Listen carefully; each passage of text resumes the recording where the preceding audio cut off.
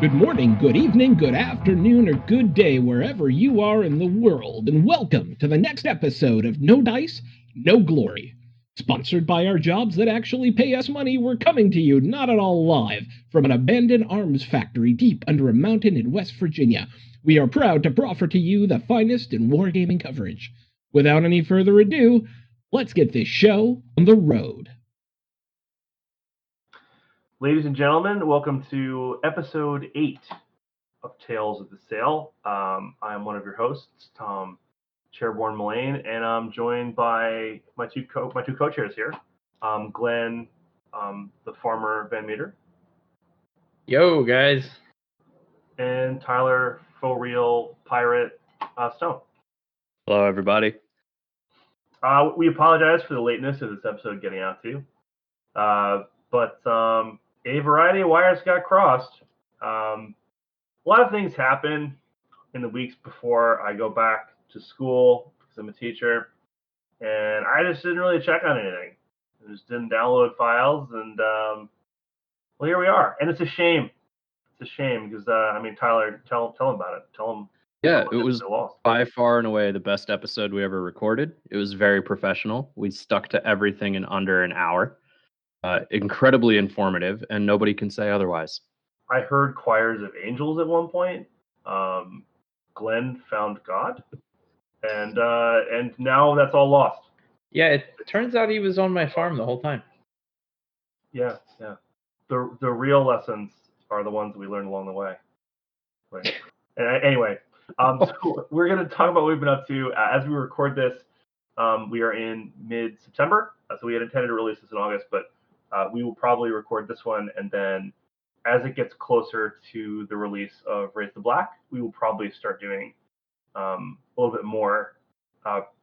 And our intent is also, at least my intent is to write a couple of articles about the lists I plan to build and stuff like that. But what have we been up to? We have lying to ourselves, I think. Lying to ourselves about our writing articles. I am not. My goal is to get one done this week, and because of the vagaries of the weird school hybrid schedule that I'm a part of now, I find myself with an enormous amount of time on my hands.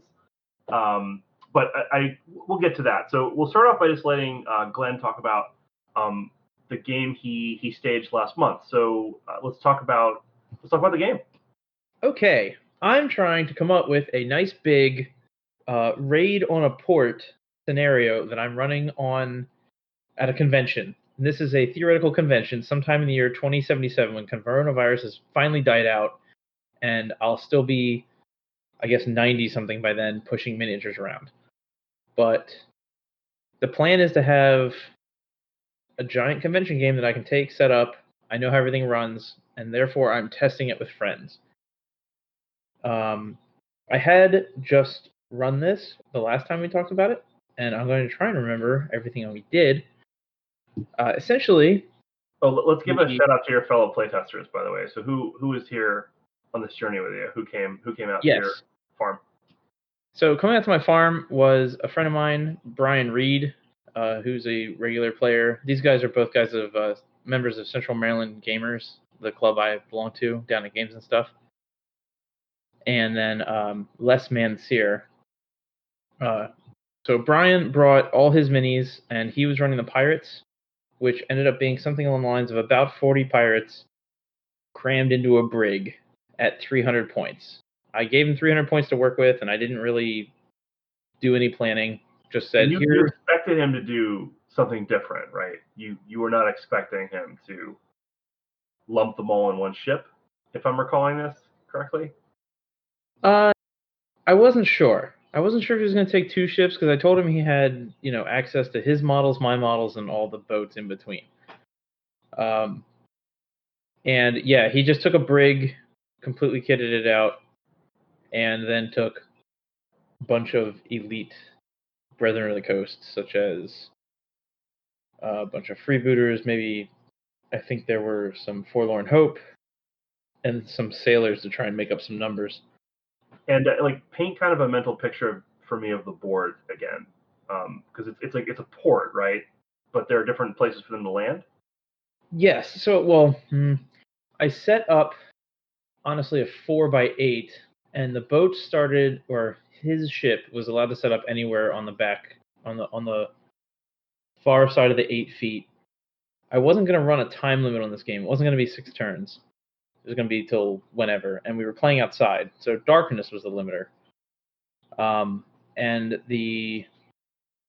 So it's using a fat mat, and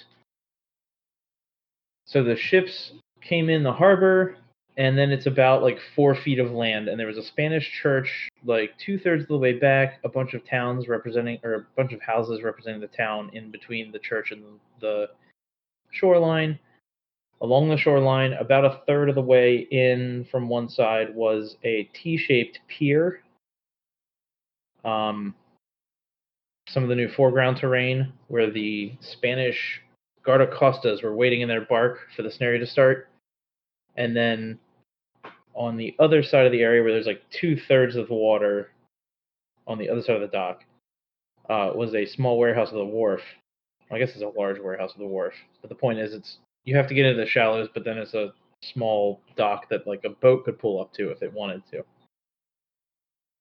So I thought that the pirates might land at the pier, and he decided not to go with that because the wind was coming, from his perspective, looking at the town, the wind was coming right to left. So he sailed catty corner with the wind and aimed straight for the warehouse. The guardacostas immediately came out of the port and started lining up shots, and the Spanish managed to get their hits in with their 2 light cannon, whereas the pirates in the brig consistently missed with their cannons, and then their small arms were a little more effective in keeping like the Milicianos in the brig or the bark pinned down. But essentially, the pirates, I thought, would have gone for the bark and just like annihilated the thing and then landed. But they didn't. They just went to land on land because they figured if they went to the pier, they'd get shot up coming off the pier, because part of the scenario I didn't work out correctly was out of the 300 points of Spanish, 100 was in that bark, 200 was land forces, and they pretty much just ran to the end of the pier and formed a semicircle around it, waiting for any pirate unit to appear so that they could just blast it. So you're saying you were outwitted? I hadn't thought ahead. Nope. No plan is foolproof with sufficiently stupid fools. So by him going over to the warehouse, the Spanish had to redeploy, but it was still the same problem where on land they could simply run over there almost as fast as the ship could navigate a crew over there. So again, the brig got beat up on the way in, and then in the turn where it almost sailed off the edge of the map, they managed to grab the wharf at the last second, and a unit of Marines hopped off, only to have Miliciano Indios hop around the side of the warehouse, skirmish arrows into the chest of about half of the Marines, who somehow flunked their like 6-up save in the open due to arrows just not being able to kill things, and then fail all their fatigue tests and immediately have to fall back behind the warehouse running for their lives. Meanwhile, the bark came around on like a hard to starboard kind of maneuver because they'd been firing their starboard guns and they were unloaded, and the pirate Brian thought his pirates were safe, but no, bark came around hard starboard and fired the port battery while crossing the T from about 3 inches away from the brig and almost sunk it. So yeah, that was when we had to call it for darkness. Literally got too dark to play. So at that point. I think you mentioned in like conversations since we originally recorded this that you had plans for a redo because you want to run it again. And what are some of the modifications you made or lessons you learned? Well, I'm actually redoing it this coming weekend when some friends from Pennsylvania are coming down. Many people may have met them. Eric, Max, and Ben. My Pennsylvania crew. And, Tyler notwithstanding. And I have actually gamed with these guys. They're cool people. Yep. It'll be a fun one. They did Perico, right? Yeah, they did. Yeah, at Fall In. Yeah, they did. So they'll be coming down, and I've we went over a lot of ideas in the previous recording, and we settled on I'm breaking this into 2 scenarios. First off, that way it's not a continuity type convention game where it just goes until people are done. The first scenario is going to be the pirates have to get to land, and depending on how well they do, it'll affect how many forces they have in the second scenario, which is going to be when the Spanish army arrives to defend the village. Now, part of the problem in the previous scenario was that everybody knew that the church was the objective. And I'm going to break that up for the second scenario, although I'm less certain about that. In the first scenario, I've actually ballooned up the points a bit. It's gone from 300 points of pirates and 300 points of Spanish to 500 points of pirates in 2 ships with lists that I built to make sure that there isn't just like 40 elite pirates capable of being cornered. I think it's definitely helpful to have play tested it the way you did, just to give you an idea of like what somebody with shackles off would design, right? But if you're doing a convention game, I think I would do it the way that Tyler did the Perico scenario, which is like you have the list built, you know what it is, you can play the list over and over again to make sure you can balance them. I'm excited to see how this one plays out over the weekend. You gotta, even if there's not enough painted minis, you gotta take pics of this. Because, unfortunately my year challenge to myself of getting my Spanish painted is like a third of the way done. So all the boats will be painted and they'll look beautiful, but yeah, the Spanish minis it's just gonna be a silver army out there. It's an article's an article, and there you go. It's gonna hurt me to put up unpainted minis, but it isn't playtest. So, some changes that are going on. Like I said, the pirates will have 2 boats. It'll be almost 75 models in total, and not 40. It'll still be a brig, but they're getting a sloop with medium cannon to act as fire support, kind of. And the sloop has more musketeer type pirates, and the brig is still just like the transport vessel with a bunch of guys in it just trying to make landfall. Right. The Spanish are still getting their bark with a slightly reinforced crew. Due to the ridiculous points disparity, I am giving them the upgrade to give them hard cover. They didn't have it previously. Not that my save rolls were doing any favors anyway. But the Spanish forces on land, and I was talking to Joe from Blood and Pigment about this due to his insane amount of playtesting with forts and things. The Spanish forces on land are actually also going to be guardacostas because there's the interesting point of having a naval commander with broadside commanding a pair of cannons in 2 different defensive works, which will also be heavy cannons. So the pirates will have a new threat to contend with in that there will be a pair of heavy cannons on a small bluff overlooking part of the harbor. And I'm still including Miliciano Indios because I honestly hope that more Marines take arrows to the chest in some act of lulls. Those models are awesome. And like every time I've seen people play the Indians as like a game at a con or as demos, like the Indians are fun to play. Like I've gotten to a point where I'm buying that. Like I'm buying that box. And I even asked you guys a couple days ago, like, because like they have the Brave sculpts and I have 2 boxes of those. But like I need more sculpts. Like I need more variety if I'm going to build a whole army out of these dudes. So I'll mix and match with the Indian kit that they've got, but I'm also probably going to like pick and choose and mix and match from different places like muskets and tomahawks and things like that because I want to build a whole Northern Tribes force. Well, keep in mind these are Miliciano Indios. They're the Spanish.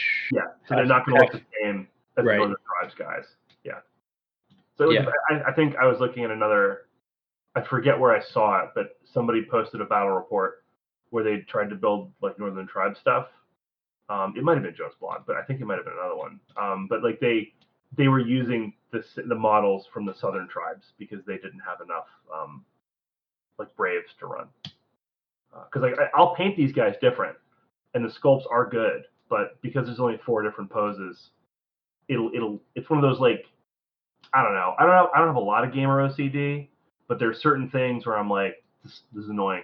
Like if there's not enough sculpts of a particular pose, and I start seeing the repetition in it, it just annoys me. And I need variety in those things. To Mike and Firelock's credit, I think he did say the last time that we talked to him that more of the North American style natives are going to be coming out as fire starters, not in the Kickstarter. Okay. But for the Queen Anne's War stuff that is talking with Joe during the paint night, sounds like it's getting pushed back until sometime in winter, like late 2020, probably 2021 early. I mean, we also know just to get the Kickstarter out, and then they're going to start starting the expanded lines. Yeah, I'm gonna buy so much of that shit. So like it's just I like the fact that all the new plastics are posable. Like I can alter them myself. I can give them different weapons. They're customizable. That aspect of it is very, very smart by them. I think that's a feature I'm looking forward to for sure. Oh yeah, because part of this is I was trying to get all the Spanish forces together to run the organized play stuff, and I needed something like 40 Milicianos, and I didn't want 10 of each of 4 poses. So I ended up buying half of them as freebooters and just painting them up to match because they all wear the same baggy enough clothes.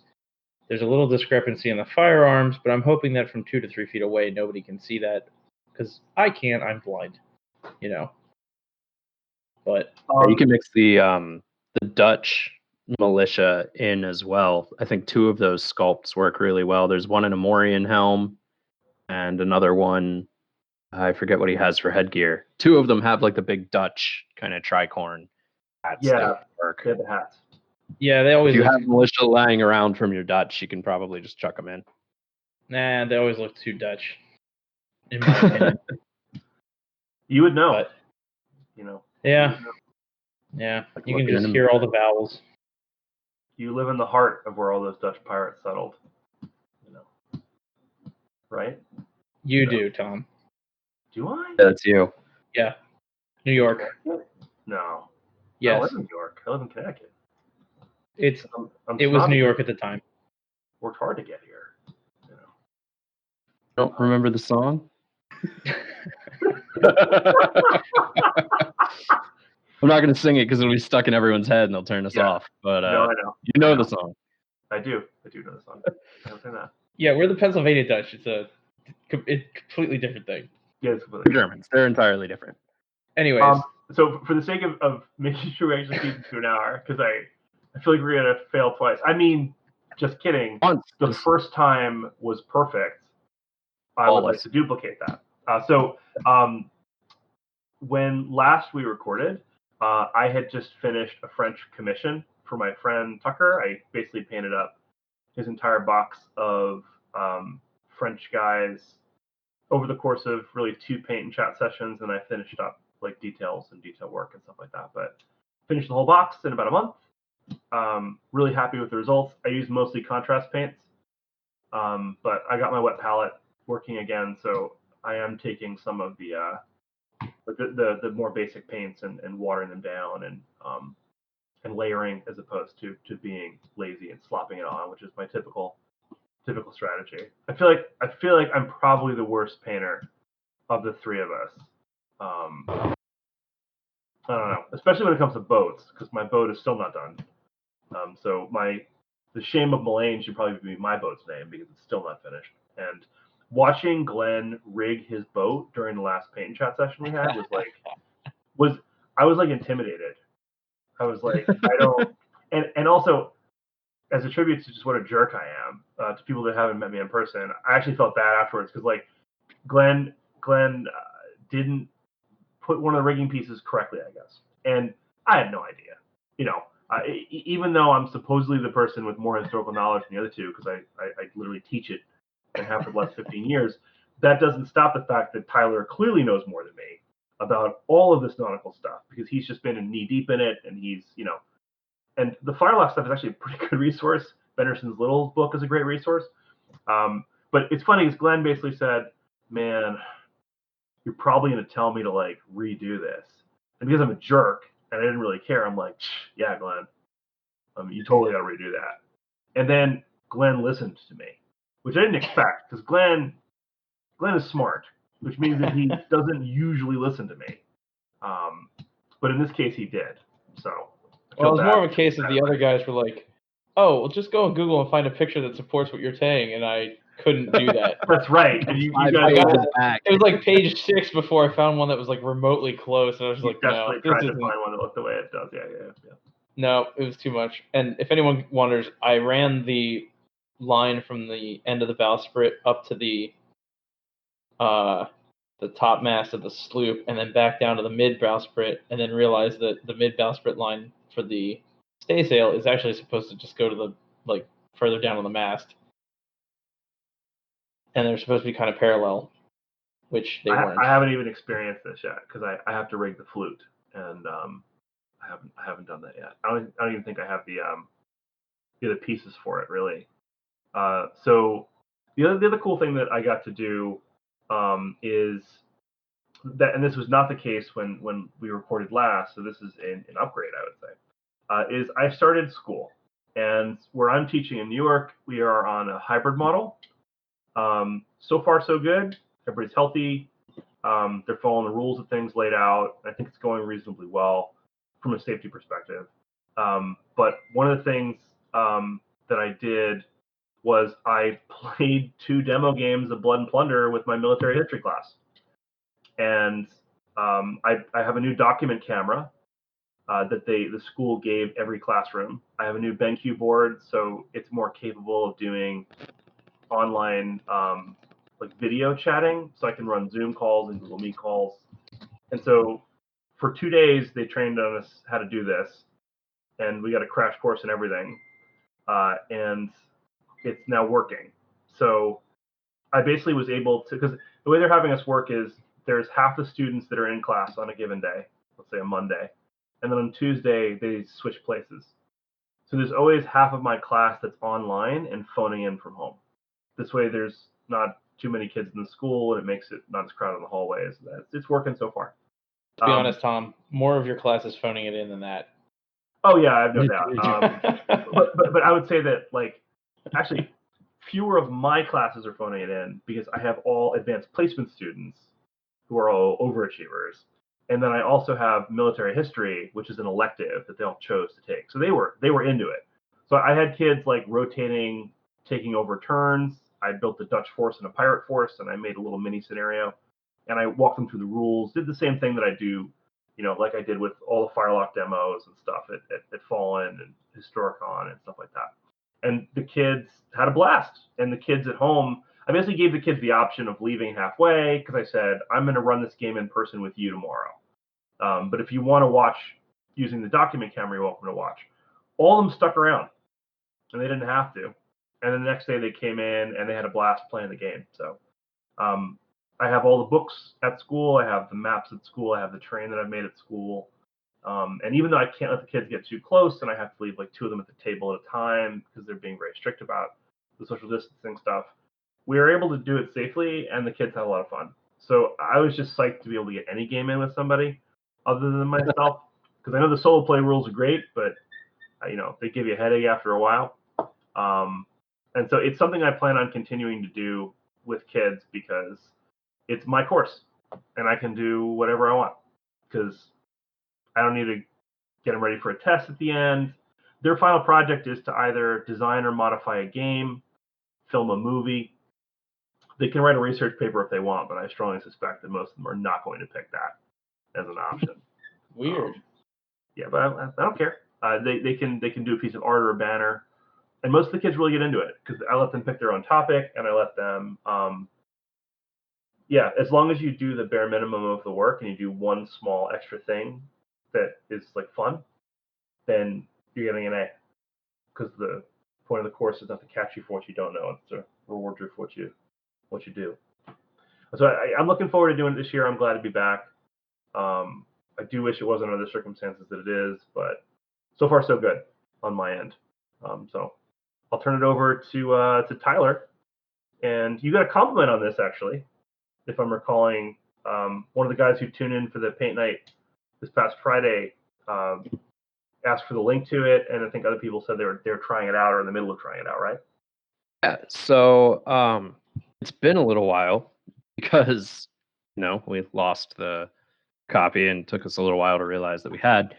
But the most recent article that I did on the No Dice No Glory blog was to post up some free terrain templates for everybody. So it's 3/8 inch poster board. You foam poster board, you cut it out, trace the templates onto it, get everything cut and glued, and it will make you a Spanish church. It was meant to be a combination of here's a church for you and a class on if you want to make this foam terrain for other buildings in the future. Here are the tricks and techniques that I know and to pass them on. It's been very timely. It's kind of jumped back up to the top of the Blood and Plunder Facebook group because a few people have completed. One person has completed, another person is working on their own versions of this church. So they look so good. Templates. It looks really good. Yeah, they're doing a really good job. I know somebody's looking into doing actual 3D stucco effect with tissue paper or spackle, that kind of thing, rather than just kind of etching it in the way that I do. So it's been neat to see people's different takes on how they approached it using the templates. But yeah, the templates print out on 8.5 by 11 sheets of just regular printer paper. You can use cardstock if you want, but everything's a free download. It's all hosted there on the site. So if you want some free terrain and you want to kind of learn a way to make some really cheap terrain for your board, my entire board is done out of this stuff. So yeah, I'm looking at the Facebook post right now, and Kevin Albert did his with a teal accent on the Spanish church, and I gotta say, it looks really good. Yeah, it does look really cool. That one looks super cool. Yeah, he did a really good job. All right, is it mission time? I think we're going to skip the thing that was suggested on our outline, and for the sake of time, and do an yeah. So our readers, many as they might be, still kind of a mystery to us. Or how they read a podcast, I have no idea. I don't know. We've been told certain things, but I just don't know. So we did post a thread and asked people kind of what they were interested in. I voted for more of Glenn's farm talk, but I was in the distinct minority. So most people wanted to do kind of in-depth looks at different scenarios. A few people asked about list building and overviews of units and stuff like that. And so we're going to keep incorporating things that people request. So I think before the next episode that we record, which will probably be late September, we'll post something in our Facebook group and on No Dice, and we'll hit next week. And we'll take some audience questions and stuff and see if anybody has stuff they want us to go through, because we're happy to do that. So we are going over missions, and we're going to kind of cover the scenarios in order. We'll do the sea stuff another time. We're going to stick to the land-based scenarios for right now. I'd like to make a point. A lot of this is coming from a background that Tom and I have in Flames of War play, and many of you may also have this, where the old WWPD or even NDNG stuff where Tom was a part of, they would take missions in the rulebook and sit down and break it down, because these guys are all tournament players. They told you how to win the mission, what you needed to bring, and all that stuff. And that's kind of where we're going to go with this. Although this game isn't, it's tournament. We have tournaments here, but it's not nearly as hardcore as the late V3 Flames group was. Yeah, there's no rankings as far as I'm aware. It's just fun to get that many games in. And I mean, I've lost every game, as we've mentioned several times in this podcast, but I still have so much fun that I keep playing the game. And that's a tribute to the rules and the people that I get to play with. So one of the things I used to love to do, listening to these old school WWPD podcasts, is I love listening to podcasts on the way to a convention or on the way to this tournament as a way to just kind of refresh my memory about what different units do, or to just kind of like, get the strategy in my head and stuff like that. And so we wanted to record a couple of these consistently to sort of say to people, okay, well, we're going to walk you through what our thoughts are on strategies you could employ in this given scenario. Can just like walk through it bit by bit. So we're going to start with breakthrough. So who wants to take that one? Tyler, you want to start just like looking through or reading through? Because it's not much to read, I'd say. We could just read through it first. Yeah, the scenarios are pretty quick. So breakthrough is the attacker is attempting to push deeper into enemy territory, and the defender has to stop them. So there's a land game. There's no specific terrain setup. Just kind of set up your board the way you normally would. Defending player then chooses a board edge. The attacking player grabs the opposite edge. And they are suggesting that the defender takes about a 12-inch deployment zone from their board edge. The attacker gets 6 inches from their board edge, and the game runs for 6 turns.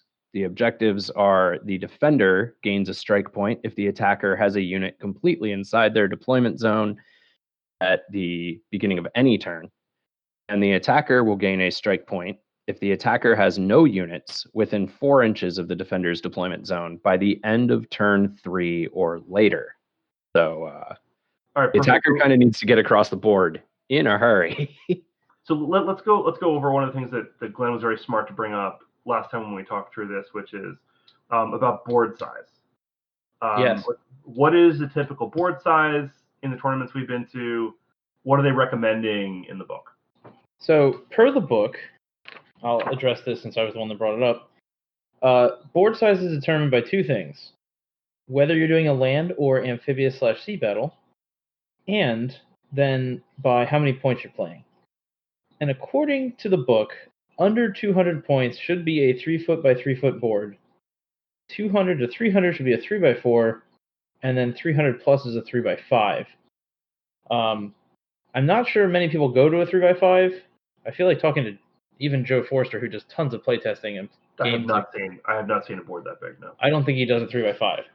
So I know that I'm cutting tournament mats, and I'm only cutting them to a 3x4 length at height at most. So this scenario, however, is not affected by board size because the deepest board is still only 3 feet wide. So the defender gets... Right, so whether it's 3 feet wide, 4 feet wide, 5 feet wide, doesn't matter. It's still the same depth. The defender gets their 12 inches. They get a third of the board to deploy in. Then you have 18 inches of no man's land and 6 inches for the attacker, which means the attacker has to cross 18 inches at least. Well, technically 14. He's only got to cross 14 inches to get within 4 inches and meet his objective by the end of turn 3. However, he really wants to get inside the defender zone because the defender will start taking strike points at that point. So let's before we get into the specifics of the objectives for the scenario, like Tyler, walk through what is a strike point and when they start taking strike tests. Because we're older and wiser now, right? So we know this for sure. Yeah, this is possibly the only thing that didn't go perfectly to plan last time. So we're glad we got this sorted out and get a redo. Strike points are checked at the end of every turn. They are essentially they're the victory condition for Blood and Plunder. So if you have every 25% of your force that has been removed as casualty, you gain a strike point. And then the scenarios will all have some kind of rule that causes you to gain strike points. You always check and reset at the end of your turn. So on turn 3, if the attacker is not within their 4 inches, they're going to gain a strike point. If on turn 4 they actually get a unit across that line, they no longer have that strike point. They're now meeting their objective. That strike point kind of goes away. If at any time you have 2 more strike points than your opponent, so I have 1 strike point and Tom has 3, you need to take a break check. That's what they're calling. I play too many games. I don't know the exact strike test. Yeah, Strike test. and that is just a command roll on your commander's unit. If you don't have a commander, you fail automatically. For example, if he's been removed as a casualty, if you fail, the game ends right then and there. Everybody is guns down, hands up, and your force surrenders. So, although this game does have a 6-turn game length, you can end it, potentially on turn 3 with some casualties and a bad dice roll by the attacker. Well, I was gonna say some sharp shooting by somebody could end it on a turn earlier if they get 2-0 strike points. Like 2 of the 8 games I've played in the last year or so I've lost on strike points, and the rest of them have gone the distance. But like strike points are also a big deal because they're one of the things that a tournament organizer will also use to break ties. So if you get to the end of 6 turns, they're still going to want to know where the strike point stood at the end of it, because that's going to make the difference one way or the other. Am I correct in that?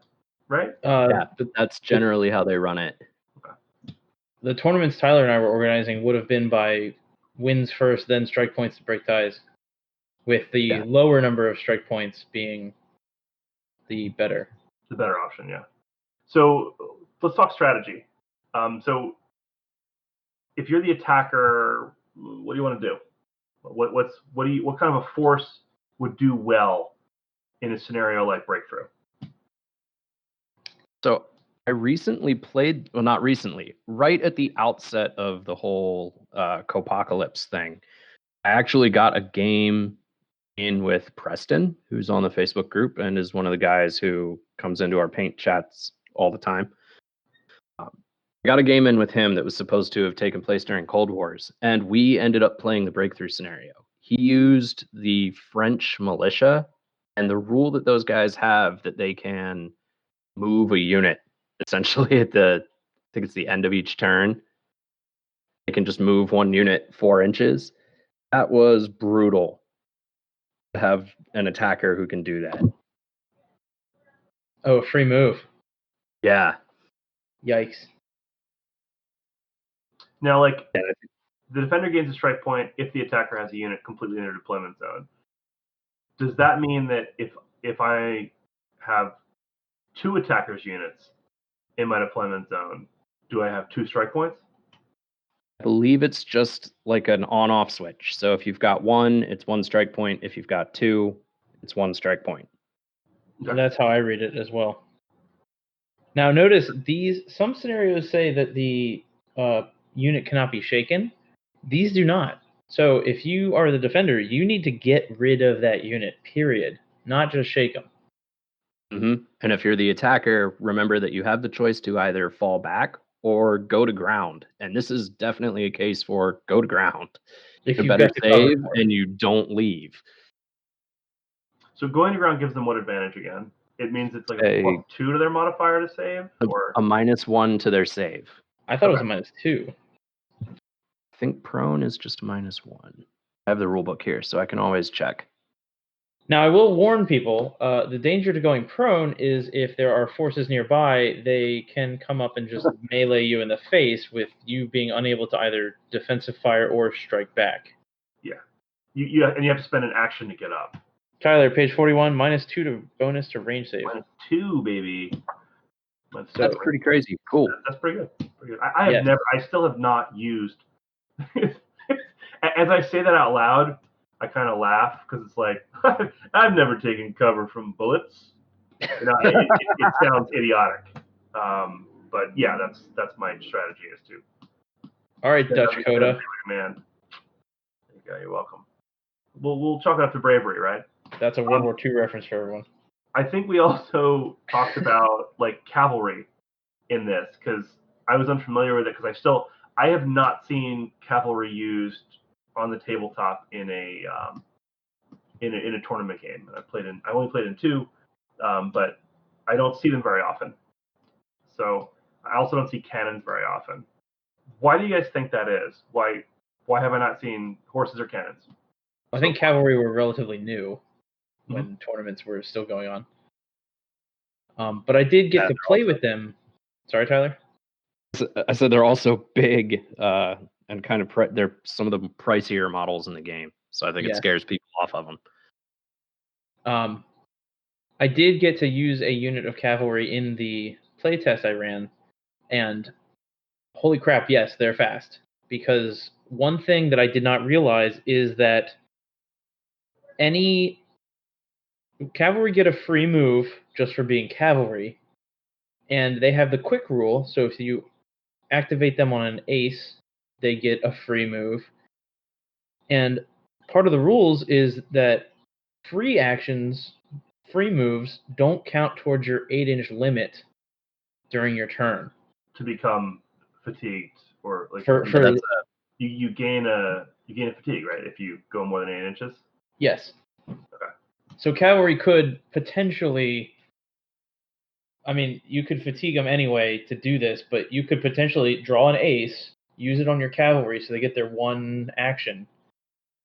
And I don't know how you get veteran cavalry. I think they're all trained or inexperienced. But you get your free move for cavalry, you get your quick move, and then you could do a regular move, and then you could even fatigue them to charge something, giving you a potential of 16 inches in a turn. Holy cow.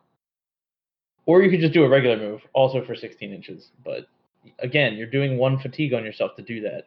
But it's still or just have an officer with them, because if they're only taking 2 actions, you can still give them a third command point. Or if you start near an officer, that doesn't even need to be an officer. You can just start near somebody else. Are there certain forces that would not do well in a breakthrough scenario?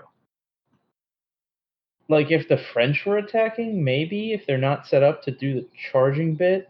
So like shooty French might not be great. But part of... They'd be great defending, but they'd be terrible trying to get in. Okay. And so this goes back to list construction for tournaments, if you want to go into that kind of stuff. You know, we used to have acronyms for other games as the stuff you want to include in your list, but we don't really have that for this game yet. But I would say that you want to have some kind of base of fire. You want to have a scout kind of unit that can move through terrain without a problem.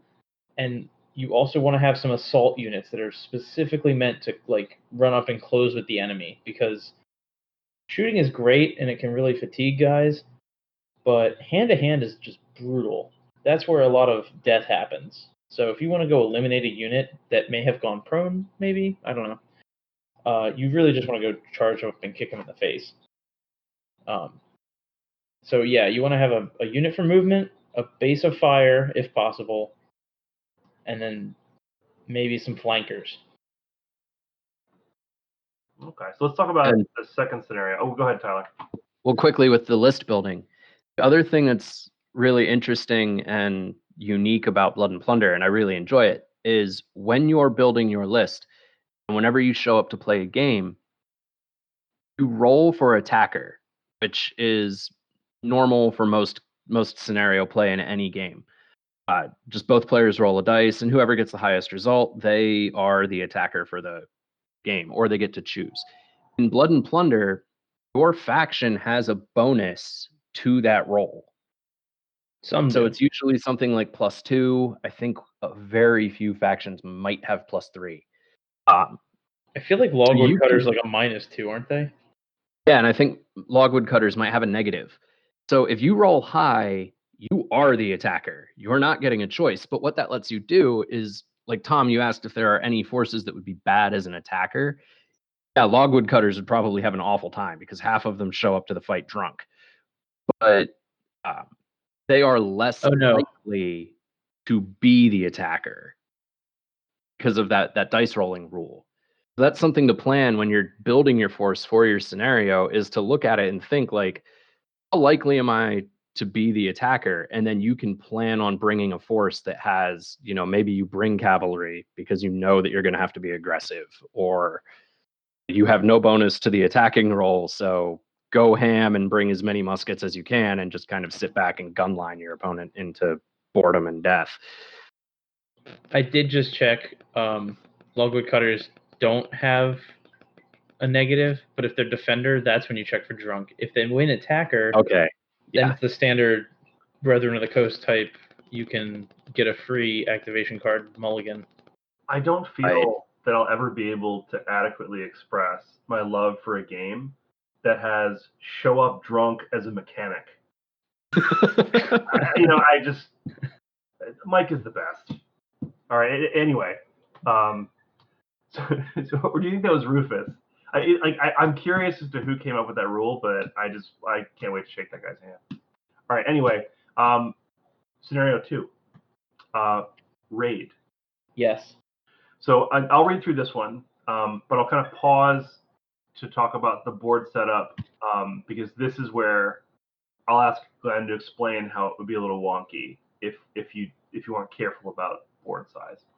So raid. The defender is protecting a stockpile of surplus or supplies or valuables. The attacker must drive them off to capture their vessel or secure the loot. And we're also talking about land setup. So the setup says the entire board is land terrain. No specific terrain setup is required. And as I'm kind of like visualizing this board, you have your rectangle. And then let's say in the upper right corner, because that's how this is pictured in the book, you have the defender's deployment area, which is shown as 18 inches by 24 inches. So it's a rectangle. And then on the 3x4. Yeah, on the 3x4 part. So on the far left, there's only a 6-inch ribbon from the edge that the attacker deploys in.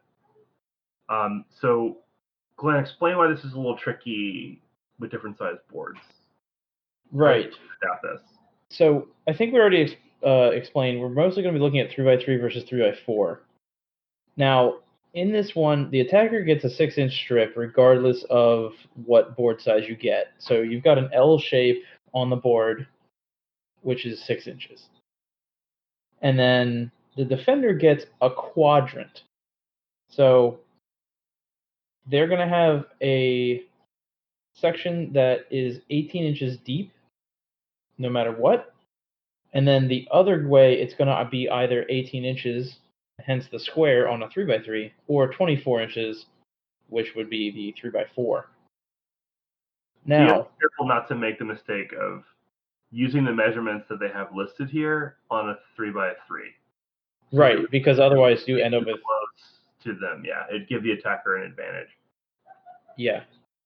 Now but keep in mind, because the 3x3 shortens it up, you're already going from the attacker gets a 6-inch strip and the defender has 18 inches wide on the 24 on the rectangle of 3x4. That's an 18-inch gap, which means the attacker has a bit of a ways to go. Versus the 3-foot side where it's 18 inches deep for the defender, and then it's 12 inches and then 6 inches for the attacker. If you go to the 3x3, and I'm probably explaining this poorly for audio, it'd be easier to draw this. If you go to the 3x3, the attacker is simply 12 inches away on all sides. So it's more even. Right. Deployment. Yeah. The flankers, if you're thinking of the board, the side edge on the long board, are much closer on a square board.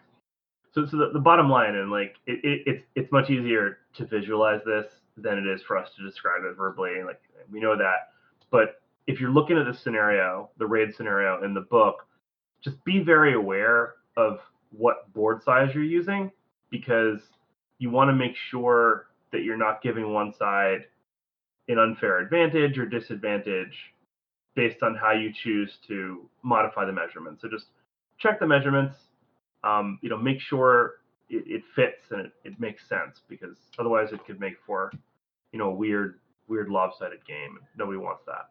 Yeah, and these tests only get harder as we go through the missions. Correct. Okay, so deployment. Defender chooses one board quadrant, which Glenn mentioned. The attacker will deploy within 6 inches of the opposite board edges, and there's a diagram that shows it. Before any units are placed, the defender places one objective marker representing loot within their deployment zone. The attacker then places another objective marker in the defender's deployment zone. The two markers must be at least 10 inches apart. Neither can be within 4 inches of a board edge, and neither can be in impassable terrain. So before we talk about the objectives, like and how you win, where should somebody put the marker, in your opinion? So I'll start with Tyler. Like, if you're the defender, where should you place the marker, your objective? Right. So as the defender, you get to place first. We did the math. We've previously done the math on this, and we realized the defender needs to be putting their objective marker closer to the attacker, somewhere in near the board center. Because what that does is it's going to force the attacker to put their objective marker closer to your friendly corner, so deeper into your deployment zone. And sure, your attacker can put that in, the middle of an open courtyard, and it's a fairly easy objective to catch. It's the furthest one from them. It's allowing you, the defender, to pick which objective is closest to them and put that in the most defensible area that you can come up with on your board. Speaking of open courtyards being easy to catch, they're also a convenient place where it's easy to catch more bullets. Oh yeah. There's no cover in there, so stay there. So if you want to get into the geometry of this, because I'm a math nerd, ideally for the square board, you can force your opponent to put that back objective in the very corner, the very back corner of your deployment zone, simply due to the fact that if you place your objective between 4 and 10 inches from the center of the table, they literally will have nowhere else to put it in the deployment zone. They have to put it 10 inches away, which it says, and they would and have not within 4 of a board edge. Correct. So they have to put it directly back, basically diagonally from where they put it. Yeah. So it's kind of counterintuitive, because I feel like most of our instinct when we place an objective is, well, I want to put this far away where you can't get it. But by putting it closer to the center of the board, you have the opportunity to place the objective most likely to be fought over in the best possible spot, which Tyler mentioned. It's most advantageous for you. And you're forcing the attacking player into making a much more limited choice, which Glenn mentioned. So that's what we're doing with the objectives. We're replacing them. And if you're playing on the long board, you can still use this, because like I said, if you're playing on the short board, you can force them to place it in exactly one spot. Because the deployment zone is what, 12 by 12? 18 by 18. 18 by 18. Yeah. But for objective placement, it's only a 14 by 14. 14 by 14. That gets tiny. It's tiny. It's got to be 10 inches away from each other. Yeah, for sure. Almost makes me wonder, and I don't know if you know offhand, having done the math, is there a way that you could, as players, that you could screw this up? Where, like, I put down as the defender, I put down my counter, and there's nowhere for the attacker to even put theirs? I mean, technically speaking, if you put it 7 inches from the center lines, I don't believe there's just no room that there's anywhere that the attacker can put it. Well, no. So, they got to be 10 inches apart, and it's got to be in your deployment. It has to be 4 inches from the board edge. It doesn't say 4 inches from their deployment area edge. So correct. Wouldn't they be able to just squish it up against one of the center lines effectively? No, because they'd still be within 10 inches of the marker that's dead center. So you have an 18 by 18 box, but you're taking off the 4 inches that are closer to the 2 board edges, so you end up with a 14 by 14 box.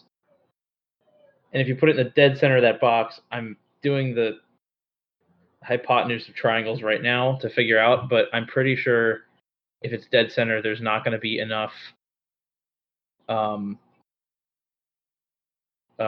what do you call it? Space. There's just not enough room. I feel like I don't know. That's probably only going to be an issue on the smaller boards, but it's just something to be aware of. Just don't do that I also because you're feel going to break. you have to allow the attacker to place an objective. Yes. So it's 9.9 inches from the direct center of that square. You're such a jerk. You math nerd. I feel like And you're Firelock rounds all inches down. So I feel like I'm seeing that meme of that woman thinking about a math problem right now. That's me. That's me right now. So again, if you put it closer to the center, it still allows your opponent to put the thing somewhere, but it's a very specific spot they're going to have to put it. Yeah, so that's what I'm going to do. I think it's smarter tactically to do that because I can't wait to hear from Mike about how I've ruined his game. We'll see. Yeah, That's sure. it. Going back to it, if you go to the long one, and you place it more towards the center of the board, that will still force the attacker to put it off to the way side. But you got to remember that you're talking about the very tip of the long side of the L is where they're going to have to mass forces. It'll be very obvious if they're going to try and go for that objective early on. Yeah, so you're still helping yourself as the defender. Exactly. And if you're the attacker, you're obviously your choice is going to be made for you because the big choice is in the defender's hands. Because the defender's going to decide for you essentially where you put it.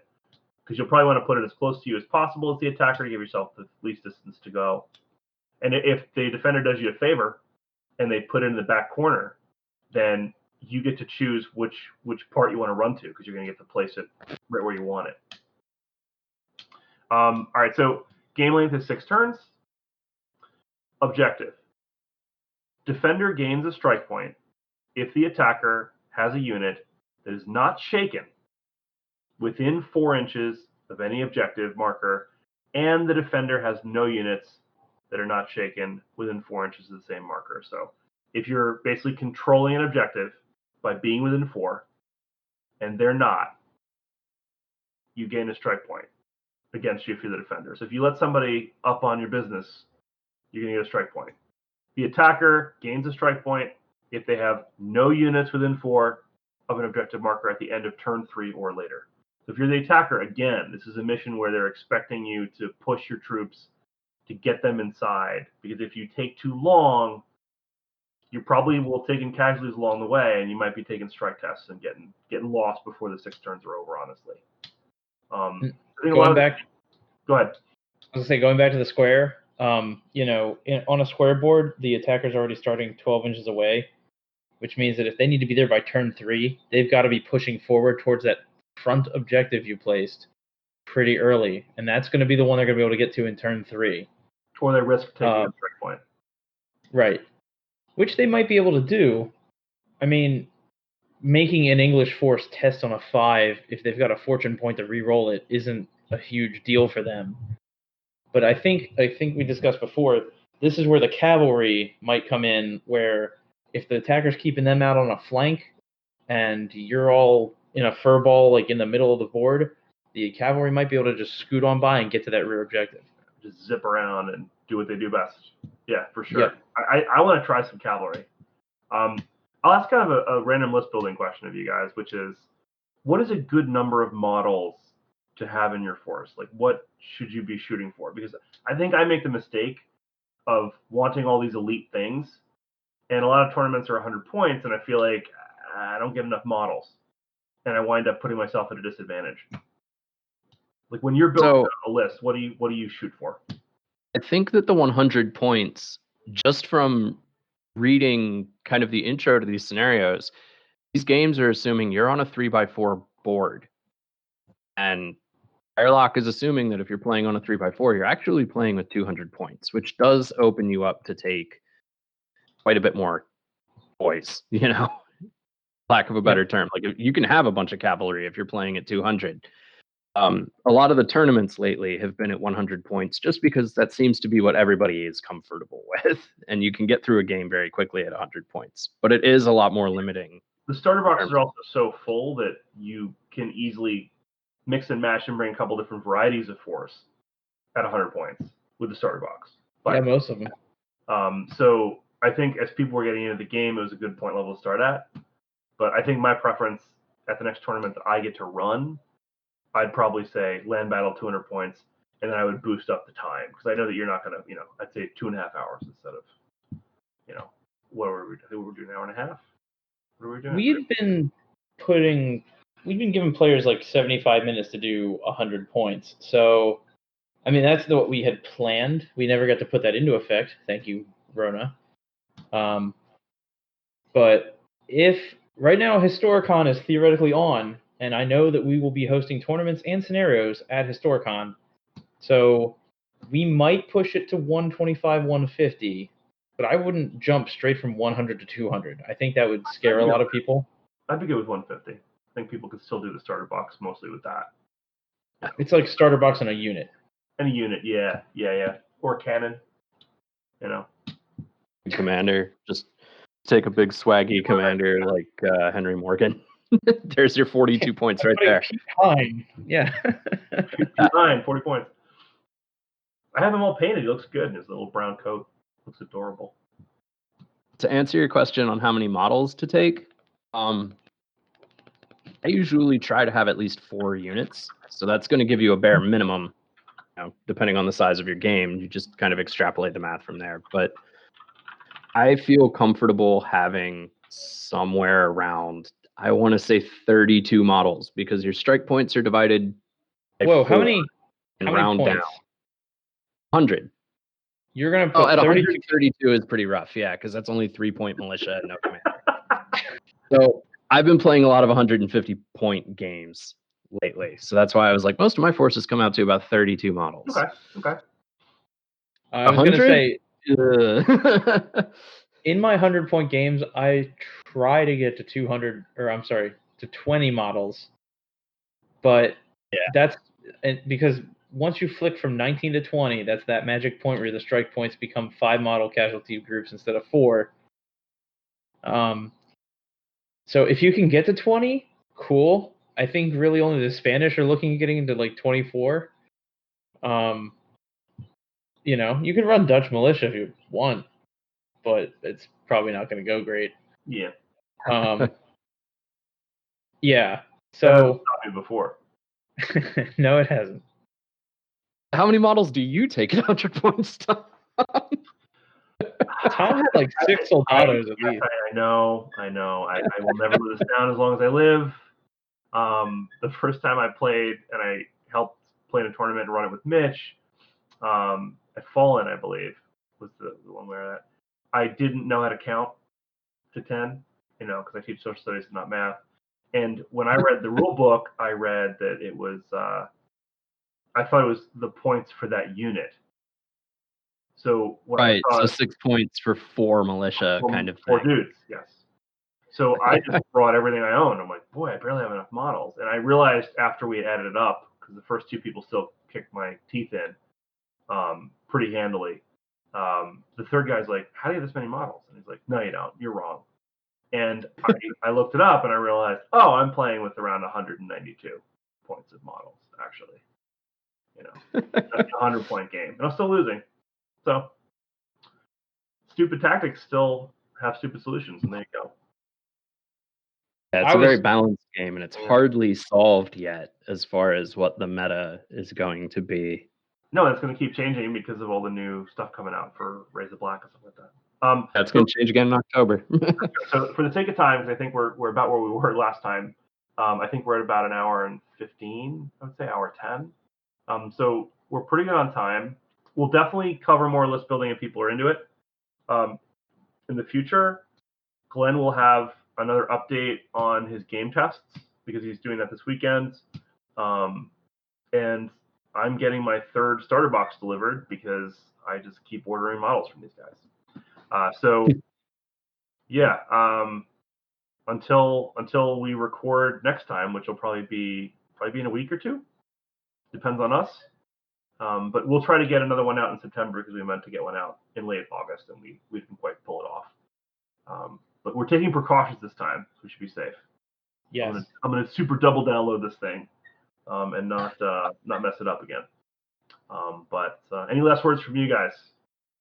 I was just going to say that if people really do miss us that much, that they want to hang out and hear more from us, I'll follow the Facebook page, the Tales of the Sale Facebook page. It pops up every so often in the Blood and Plunder page as well, and on No Dice, because we have the bi-weekly paint nights, and we don't know when this podcast is going to air, so I don't really want to give you a date because I've been passed already. Right away, so because Mitch told me he'd edit it this week, and if not, Okay, I'll cool. do it on the weekend. I'll try to release it on Tuesday. So the next time we would see people The for 25th. Behind the Line will be the 25th, which is a Friday.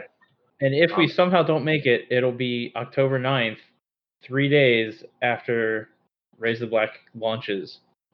Oh my God, yes. So we'll do the whole thing for that. So that's something to bring up. So yes, No Paint Beyond the Line is October 25th, September 25th, October 9th. But Raise the Black, everybody I'm sure knows, October 6th was the date that Firelock put out. So we're all looking forward to that. And additionally, I ordered my pirate shirt because it gets you extra models in the Kickstarter. And Yeah, It has an extra models, and it is a sexy now we shirt. can also be twinsies because we have the shirt. yeah, I have an additional Firelock shirt to wear now. I don't have the one that you guys have because I didn't buy it. So I have this one, but we can match. It's very exciting. But also, news came in today that the marker dice are back in stock, and I know everybody was looking for those. Yes, for sure. Marker and fatigues are all back in stock. Yes. So, was there anything else that came out in the last couple weeks that we're forgetting about? Foreground. But I think we'll cover it next time because we're going to record pretty quick. Yep. After this anyway, so it's no big deal. Alrighty. Look forward to seeing everyone. Take us out, Glenn. Hey, everybody. Thanks for listening, and we can't wait to see you next time. Thanks so much for joining the show tonight. Remember to follow us on Twitter at No Dice, No Glory, and keep the conversation going on NoDiceNoGlory.com, now featuring our own message boards. Have a great night, everybody.